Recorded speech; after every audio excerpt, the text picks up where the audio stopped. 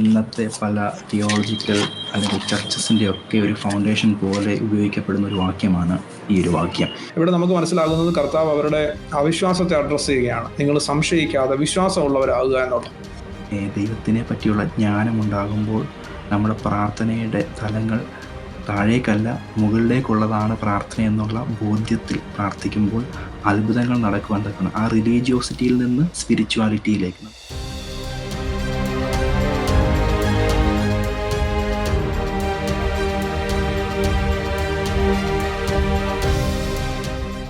ദൈവനാമത്തിന് മഹത്വമുണ്ടാകട്ടെ. ഗോസ്പൽ കമ്മ്യൂണിറ്റിയുടെ മിസ്കോട്ടഡ് ബൈബിൾ വേഴ്സസിൻ്റെ മറ്റൊരു എപ്പിസോഡുമായിട്ട് നിങ്ങളുടെ മുമ്പിൽ വരുവാൻ കർത്താവ് വലിയ രാസത്തിനായി സ്തോത്രം ചെയ്യുന്നു, സ്തുതിക്കുന്നു. നമ്മുടെ മത്തായി സുവിശേഷം മാത്രമാണ് ഇത്രയും നാളുകളായിട്ട് കവർ ചെയ്തുകൊണ്ടിരിക്കുന്നത്. വീണ്ടും മത്തായി സുവിശേഷം 21-ാമത്തെ അധ്യായത്തിലെ ഒരു വേഴ്സ് ആണ് നാം ഇന്ന് ചിന്തിക്കാൻ വേണ്ടി ആഗ്രഹിക്കുന്നത്. മത്തായി സുവിശേഷം 21-ാം അധ്യായം 22-ാം വാക്യത്തിൽ കാണുന്നു, നിങ്ങൾ വിശ്വസിച്ചുകൊണ്ട് പ്രാർത്ഥനയിൽ എന്ത് യാചിച്ചാലും നിങ്ങൾക്ക് ലഭിക്കും എന്ന് ഉത്തരം പറഞ്ഞു. ഈ ഒരു വേഴ്സ് നാം ചിന്തിക്കുന്നതിനെ ഇന്നത്തെ പല തിയോളജിക്കൽ അല്ലെങ്കിൽ ചർച്ചസിൻ്റെ ഒക്കെ ഒരു ഫൗണ്ടേഷൻ പോലെ ഉപയോഗിക്കപ്പെടുന്ന ഒരു വാക്യമാണ് ഈ ഒരു വാക്യം. കാരണം നിങ്ങൾ വിശ്വസിച്ചുകൊണ്ട് എന്ത് യാചിച്ചാലും കിട്ടും എന്നുള്ള ഒരു വ്യർത്ഥ വിശ്വാസം അല്ലെങ്കിൽ മറ്റൊരു വിശ്വാസം ആളുകളിലേക്ക് കുത്തിവെക്കുന്ന ഒരു രീതിയിലേക്ക് ഈ വാക്യം ഉപയോഗിക്കപ്പെടുന്നുണ്ട്. അതല്ലെങ്കിൽ നെയിം ഇറ്റ് ക്ലെയിം ഇറ്റ് പോലെയുള്ള തിയോളജിക്കൽ എററുകളൊക്കെ ഈ ഒരു വാക്യത്തിൻ്റെ ബേസിലാണ് പലപ്പോഴും ആളുകൾ ഉപയോഗിക്കുന്നത് എന്നുള്ള കാര്യം വളരെ വേദനയോടെയാണ് ഓർക്കാൻ തക്കണം ഇടയായിത്തീരുന്നത്. ശരിക്കും ഈ ഒരു വേഴ്സിനകത്ത് നിന്ന് നെയിം ഇറ്റ് ക്ലെയിം ഇറ്റ് പോലെയുള്ള തിയോളജിക്കൽ എററുകൾ അല്ലെങ്കിൽ ആ ഒരു റിലീജിയസ് മൈൻഡ് സെറ്റ് ആണോ യേശു ശരിക്കും പറയുന്നത്, അതല്ല അതിനേക്കാൾ അപ്പുറമായിട്ടൊരു ഡീപ്പർ മീനിങ് ഉണ്ടോ എന്നുള്ള കാര്യമാണ് നാം ഇന്ന് ചിന്തിക്കാൻ തക്കണം ഇടയായിത്തീരുന്നത്. യേശു ഈ വാക്യം സംസാരിക്കുന്നത് നമ്മളിവിടെ കാണുന്നുണ്ട്. രാവിലെ അവൻ നഗരത്തിലേക്ക് മടങ്ങിപ്പോകുന്ന സമയം വിശന്നിട്ട് വഴിയരികെ ഒരു അത്തിവൃക്ഷം കണ്ടു. അടുക്ക ചെന്നു അതിലെ അല്ലാതെ ഒന്നും കാണായികയാൽ ഇനി നിന്നിൽ ഒരു നാളും ഫലം ഉണ്ടാകാതെ പോകട്ടെ എന്ന് അതിനോട് പറഞ്ഞു. ക്ഷണത്തിൽ അത്തി ഉണങ്ങിപ്പോയി.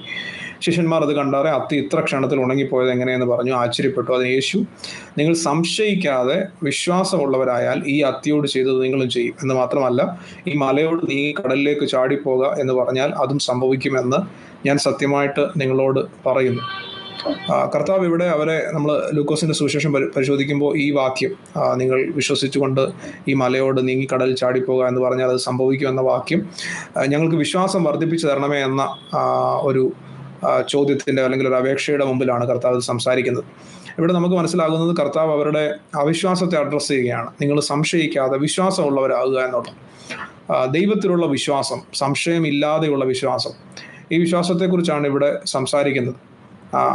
വിശ്വാസത്തിൻ്റെ അല്ലെങ്കിൽ ദൈവത്തിൽ നിന്ന് ഇൻഡിപെൻഡൻ്റായി, ദൈവത്തിൽ നിന്ന് സ്വതന്ത്രമായി, ദൈവത്തിൽ നിന്ന് വേർപെട്ടതായി നിൽക്കുന്ന ഒരു വിശ്വാസം എന്ന നമ്മുടെ കയ്യിലിരിക്കുന്ന ഒരു ടൂളിൻ്റെ സാധ്യതകളെ കുറിച്ചല്ല കർത്താവ് സംസാരിക്കുന്നത്. അവിശ്വാസത്തെയാണ് അഡ്രസ്സ് ചെയ്യുന്നത്. നിങ്ങൾ പൂർണ്ണമായും വിശ്വസിക്കുക, സംശയമില്ലാതെ വിശ്വസിക്കുക എന്നുള്ളതാണ് കർത്താവ് അവരോട് സംസാരിക്കുന്നത്.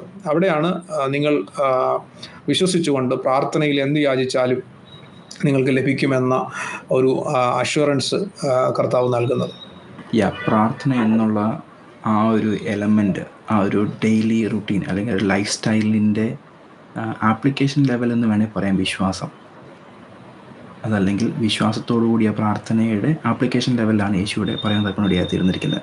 പ്രാർത്ഥനകൾ വിശ്വാസം എന്നുള്ള കാര്യം ദൈവത്തിലായിരിക്കണം ഫൗണ്ടഡ് ആയിരിക്കേണ്ടത്. അതല്ലാതെ നമ്മൾ ആഗ്രഹിക്കുന്ന, നമ്മൾ ചിന്തിച്ച് വെച്ചിരിക്കുന്ന കുറേ കാര്യങ്ങൾ നടത്തുവാൻ വേണ്ടി പ്രാർത്ഥനയെ ഒരു ടൂളായിട്ട് ഉപയോഗിക്കണം എന്നുള്ള രീതിയിലല്ല യേശു പറയുന്നത്. പകരം വിശ്വാസം കർത്താവിൽ അർപ്പിച്ച് നമ്മൾ പല വാക്യങ്ങളൊക്കെ വായിക്കുന്ന നമുക്ക് കാണുന്നൊരു ഭാഗമുണ്ട്.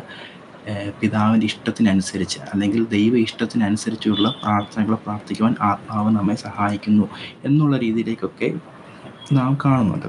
സോ വിശ്വാസം വർദ്ധിക്കുന്നുടനെ നാം നമ്മുടെ തോട്ട് പ്രോസസ്സുകൾ കുഞ്ഞതാകുകയാണ്, നാം ഇല്ലാതാകുകയാണ്. പകരം ക്രിസ്തുവിൻ്റെ ഇഷ്ടം അല്ലെങ്കിൽ ദൈവ ഇഷ്ടം നമ്മിലേക്ക് ഒന്നുകൂടെ അലൈൻഡായിട്ട് അത് പ്രാർത്ഥിക്കുവാൻ നമ്മളെ സഹായിക്കുന്നു എന്നുള്ള രീതിയിലേക്ക് വേണം ഈ ഒരു വേഴ്സിനെ നാം ചിത്രീകരിച്ച് പഠിക്കുവാൻ തക്കനിടയായി തീരേണ്ടത്.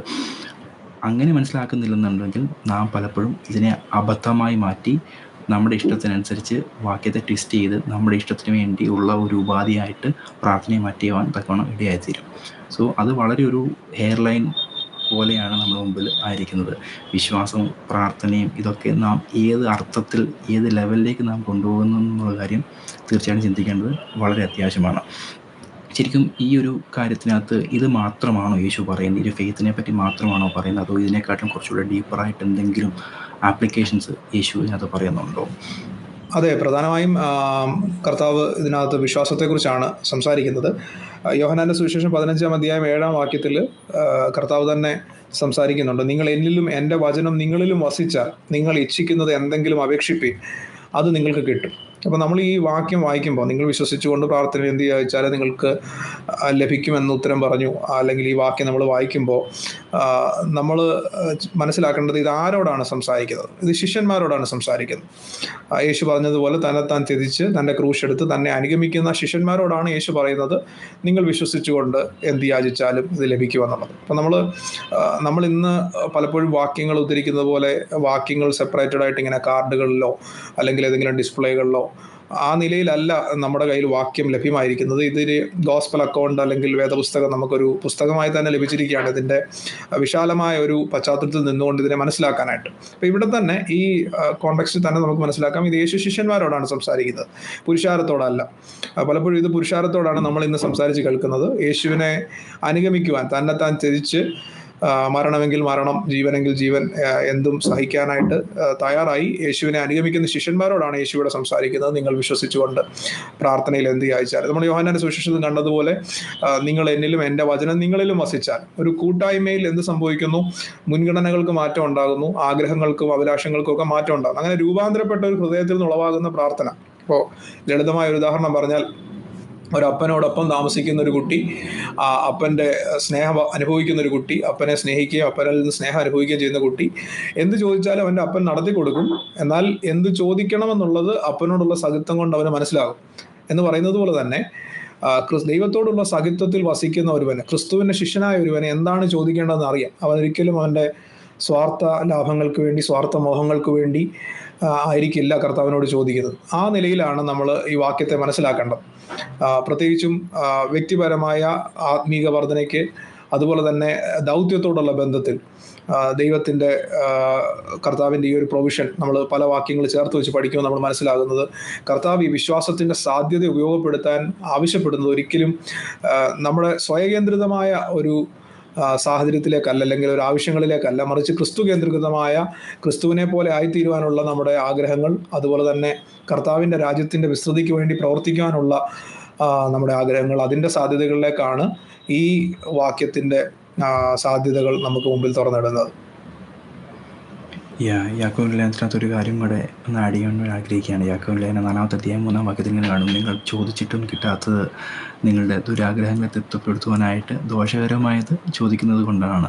ശരിക്കും പ്രാർത്ഥന എന്തിനു വേണ്ടിയുള്ളതാണ്, അല്ലെങ്കിൽ നാം ചോദിക്കുന്നത് എന്തിന്? ഇപ്പോൾ പറഞ്ഞതുപോലെ ആ പിതാവിനോടുള്ള റിലേഷൻഷിപ്പിനകത്ത് നിന്നാണ് മകന് മനസ്സിലാകുന്നത് എന്തൊക്കെ ചോദിക്കാൻ പറ്റും, എവിടെയാണ് ലിമിറ്റ് ഉള്ളത് എന്നുള്ള കാര്യം. ആ ഒരു സ്നേഹത്തിനകത്താണ് ആ ഒരു കാര്യം റിവീൽഡ് ആകുന്നത്. ഇത് മനസ്സിലാക്കാതെ, ദൈവവുമായിട്ട് ബന്ധമില്ലാതെ ഒരു മതപരമായ രീതിയിൽ യേശുവിനെ അല്ല ദൈവത്തെ ഒരു കാര്യസാധ്യത്തിന് വേണ്ടിയുള്ള ഉപാധിയായി മാറ്റപ്പെടുമ്പോൾ പ്രാർത്ഥനയുടെ അർത്ഥതലങ്ങൾ മാറിപ്പോവുക തന്നെയാണ് ചെയ്യുന്നത്. പകരം ദൈവം ആരാണെന്ന് മനസ്സിലാക്കുക. ദൈവത്തിനെ പറ്റിയുള്ള ജ്ഞാനമുണ്ടാകുമ്പോൾ നമ്മുടെ പ്രാർത്ഥനയുടെ തലങ്ങൾ താഴേക്കല്ല മുകളിലേക്കുള്ളതാണ് പ്രാർത്ഥന എന്നുള്ള ബോധ്യത്തിൽ പ്രാർത്ഥിക്കുമ്പോൾ അത്ഭുതങ്ങൾ നടക്കുവാൻ തക്കണം. ആ റിലീജിയോസിറ്റിയിൽ നിന്ന് സ്പിരിച്വാലിറ്റിയിലേക്ക്. നമ്മളെപ്പോഴും പ്രാർത്ഥിക്കുന്ന താഴോട്ടാണ്, റിലീജിയോസിറ്റിയാണ് എനിക്ക് വേണം എന്നുള്ളത്. അതിനേക്കാളപ്പുറമായിട്ട് ഉയരത്തിലുള്ള ചിന്തിക്കുവാൻ തക്കവണ്ണമുള്ള ആ സ്പിരിച്വാലിറ്റി ലെവലിലേക്ക് ദൈവാനുരൂപമായിട്ടുള്ള പ്രാർത്ഥനകൾ, ദൈവത്തിൻ്റെ ഹൃദയം തിരിച്ചറിയുന്ന പ്രാർത്ഥനകൾ പ്രാർത്ഥിക്കുമ്പോൾ കർത്താവിൻ്റെ ഒരു സമാധാനം അതിനകത്ത് വ്യാപരിക്കുന്നത് നമുക്ക് തീർച്ചയായിട്ടും കാണാൻ തക്കവണ്ണം ഇടയായിത്തീരും. അത് തന്നെയാണ് യേശുവിടെയും നമ്മൾ പറയാൻ വേണ്ടി ആഗ്രഹിക്കുന്നത്. നിങ്ങൾ വിശ്വസിച്ചുകൊണ്ട് പ്രാർത്ഥനയിൽ എന്ത് യാചിച്ചാലും നിങ്ങൾക്ക് ലഭിക്കുമെന്ന് പറയുമ്പോൾ പിതാവിൻ്റെ ഇഷ്ടത്തിനനുസരിച്ച് നിങ്ങളുടെ ഹൃദയങ്ങൾ അലൈൻഡായിട്ട് ആ ഒത്തൻറ്റിക് ഫെയ്ത്തിലുള്ള പ്രാർത്ഥനയ്ക്ക് ഞാൻ മറുപടി നൽകാമെന്നുള്ളത്. അത് ഒരു എത്ര മനോഹരമായിട്ടുള്ള ആ ബന്ധത്തിൻ്റെ ആഴമാണ് യേശുവോടെ നമ്മൾ എക്സ്പ്ലെയിൻ ചെയ്യാൻ തക്കണം ഇടയായി തീർന്നിരിക്കുന്നത്. എക്സാക്ട്ലി, ഞാനും അത് ചിന്തിക്കുകയാണ്. അതായത് ക്രിസ്തീയ വിശ്വാസം എന്ന് പറയുന്നത് അടിസ്ഥാനപരമായിട്ട് ദൈവമായിട്ടുള്ള ബന്ധത്തിൽ ജീവിക്കുന്നതാണ്. ദൈവം നമ്മളെ തൻ്റെ രാജ്യത്തിലേക്ക് താനുമായുള്ള കൂട്ടായ്മയ്ക്ക് വേണ്ടിയാണ് വിളിക്കുന്നത്. ഒരു മറ്റു മതങ്ങളിലെ പോലെ പ്രാർത്ഥനയും വിശ്വാസവും ഒക്കെ നമ്മുടെ ദൈനംദിന ജീവിതം മുമ്പോട്ട് പോകുന്നതിനുള്ളൊരു ടൂളായിട്ട്, ദൈവത്തിൽ നിന്ന് വേർപെട്ട് ജീവിക്കാൻ ഉള്ളൊരു അനുവാദമായിട്ടല്ല ക്രിസ്തീയ വിശ്വാസത്തിൽ പഠിപ്പിക്കുന്നത്. നമ്മുടെ ആവശ്യങ്ങൾ, ഏറ്റവും നമ്മുടെ വലിയ ആവശ്യം നമ്മുടെ രക്ഷയും ദൈവത്തിൻ്റെ സാന്നിധ്യവുമാണ് എന്നുള്ളതാണ് നമ്മൾ ദൈവത്തെ സേവിക്കുമ്പോൾ നമ്മൾ മനസ്സിലാക്കുന്നത്. ആ നിലയിലാണ് നമ്മൾ വിശ്വാസത്തെയും പ്രാർത്ഥനയും കുറിച്ച് ചിന്തിക്കേണ്ടത്. ഒരിക്കലും ദൈവത്തിൽ നിന്ന് വേർപെട്ട് അല്ലെങ്കിൽ ദൈവത്തോടുള്ള സഹിത്വമില്ലാതെ അത് നമ്മുടെ കയ്യിൽ ലഭിക്കപ്പെട്ടിരിക്കുന്ന നമ്മുടെ സ്വാർത്ഥ താല്പര്യങ്ങൾക്ക് വേണ്ടി ഉപയോഗിക്കാൻ കഴിയുന്ന ആയുധങ്ങളായിട്ടല്ല പ്രാർത്ഥനയും വിശ്വാസവും നമുക്ക് മനസ്സിലാക്കുന്നത്. നിങ്ങൾ വിശ്വസിച്ചുകൊണ്ട് പ്രാർത്ഥനയിൽ എന്ത് യാചിച്ചാലും നിങ്ങൾക്ക് ലഭിക്കും എന്ന് പറയുമ്പോൾ അത് വിശ്വസിക്കുന്ന അല്ലെങ്കിൽ ക്രിസ്തുവിനെ കർത്താവായി വിശ്വസിച്ചുകൊണ്ട് ക്രിസ്തുവിൽ ജീവിതം അർപ്പിച്ചുകൊണ്ട് ജീവിക്കുന്നവരോടാണ് അത് സംസാരിക്കുന്നത്. അങ്ങനെ ക്രിസ്തുവിൽ ജീവിതം അർപ്പിച്ചവർക്ക് എന്താണ് യാചിക്കേണ്ടതെന്നും അവർക്ക് എന്താണ് നൽകേണ്ടതെന്ന്, എന്താണ് യാചിക്കേണ്ടതെന്ന് അവർക്കും അറിയാം, എന്താണ് നൽകേണ്ടതെന്ന് ദൈവത്തിനും അറിയാം എന്ന നിലയിലാണ് നമ്മൾ ആ വാക്യത്തെ മനസ്സിലാക്കേണ്ടത്. തീർച്ചയായും ഇത് വലിയ ഒരു സാധ്യതയുള്ള, വിശ്വാസം വർദ്ധിപ്പിക്കുന്ന ഒരു വാക്യവും ദൈവത്തിലുള്ള നമ്മുടെ ആശ്രയവും പ്രാർത്ഥനയും കൂടുതലായി ആവശ്യപ്പെടുന്ന ഒരു വാക്യവുമാണ്. അതിനെ ശരിയായ അർത്ഥത്തിൽ മനസ്സിലാക്കി ഒരു വിശ്വാസ ജീവിതം നയിക്കാൻ ദൈവം നമ്മളെ എല്ലാവരെയും സഹായിക്കട്ടെ. മറ്റൊരു സെഷനിൽ മറ്റൊരു വാക്യവുമായി നമുക്ക് വീണ്ടും കാണാം. God bless you.